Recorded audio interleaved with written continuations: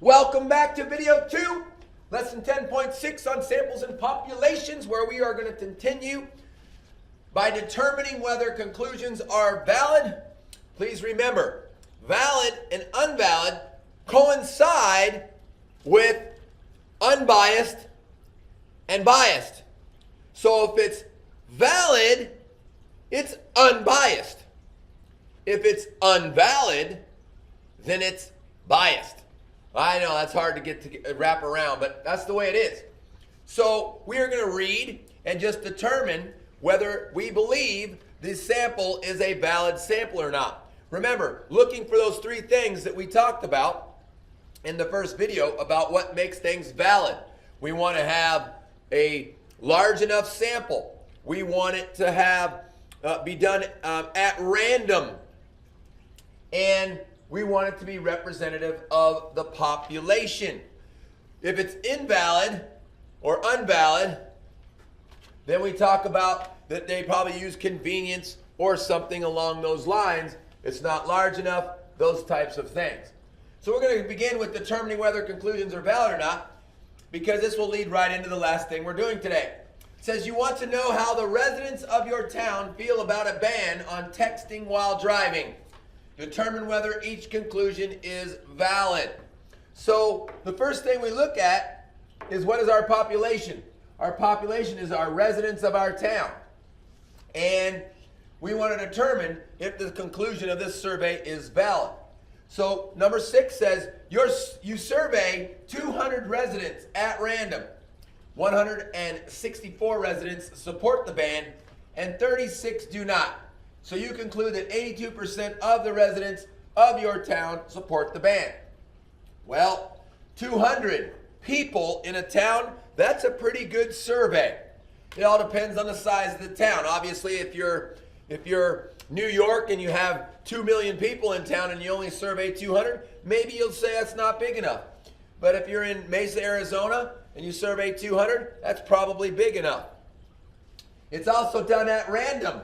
So this is probably a valid conclusion. And if you take 164 out of 200, you turn that into a percent by dividing it by 2, turning it into 100. That would in fact be 82%. So the math works. And so this is probably a valid sample. Okay? All right, let's try another one. Same town, same ban on texting while driving. It says you surveyed the first 15 residents who drive into your neighborhood. 5 support the ban and 10 do not. So you conclude that 33.33% of the residents of your town support the ban. Well, the first thing you recognize is the sample size is only 15 in your town. And then you recognize that it's only the ones in your neighborhood.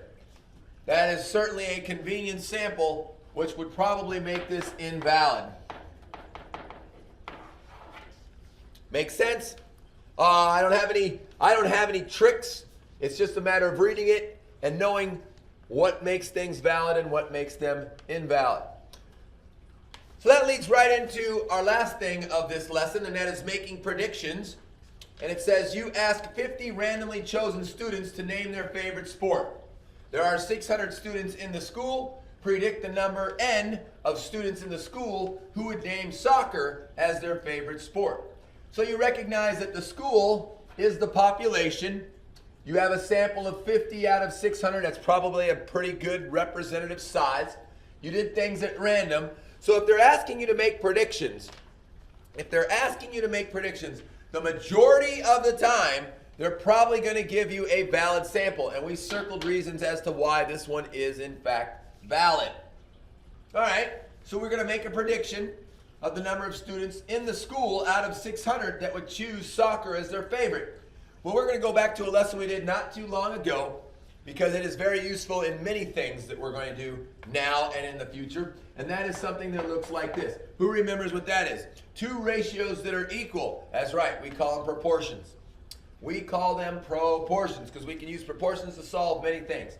And our first proportion is going to be the number of students who chose soccer, 12, out of the number that were surveyed, 50, is equal to the number N out of the entire school, 600. And so then we remember that in a proportion, we can use cross products, because cross products are in fact equal, to help solve for a missing number. So we have 50 times N, which is 50N, and 12 times 60, which is equal to 7,200. Then we're going to divide by 50, and we're going to find out that we can predict that 144 students would choose soccer as their favorite sport in this school. Of course, we could do that with all of them. We're not going to. Our lesson, our notes is complete for tonight. So you do have a quick write to finish it up. It is a little bit lengthy in reading, and plus you have the circle chart, so you're going to have to pause probably to get it finished. But real quickly, please make sure when you're done that you write down any questions that you have. Maybe you highlight whatever you're going to do. And then, of course, quality effort in your assignment. Be accountable. Aggressiveness and urgency. You've proven over and over that you can do things when you put your mind to it. Use your time effectively. It makes you smarter and you remember it longer. Ladies and gentlemen, always a pleasure to be with you. I will see you tomorrow.